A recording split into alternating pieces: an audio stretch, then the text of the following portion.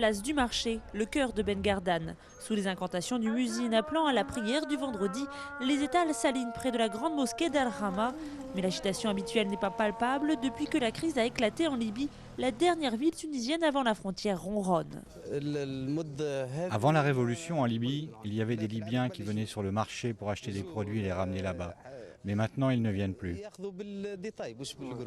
Située à seulement 35 km de la Libye, la ville est exclusivement tournée vers le commerce. Mais depuis un mois, le poste frontière libyen de Rajdir ne laisse plus entrer les Tunisiens de Ben Gardane qui traversaient la frontière chaque jour par centaines pour s'approvisionner. Depuis le début de la crise en Libye, je n'arrive pas à avoir des produits, car la frontière est totalement fermée. Mais pour le moment, je m'y retrouve sur les ventes, car comme les produits sont plus rares, ils sont un peu plus chers. Plus cher de 50% en moyenne. Cette augmentation des prix, c'est sur l'essence qu'elle est la plus visible. Aux stations-service de Ben Gardane, tous les stocks venaient de Libye, deuxième pays africain producteur de pétrole. Avec la crise, les prix ont flambé et même le marché parallèle s'est tari.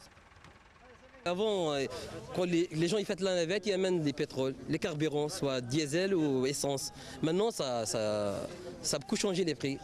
L'essence a été à 15 dinars, maintenant il a dépassé le 27 dinars à mon avis. La situation est plus critique encore au souk libyen. Ici, les échoppes vendent exclusivement des produits de gros libyens. Électroménagers, électroniques, denrées alimentaires, tout provient de Tripoli où les prix sont inférieurs de 30 à 40% car non taxés. Avant la révolution en Libye, dans une journée, je pouvais faire entre 2000 et 3000 dinars de chiffre d'affaires.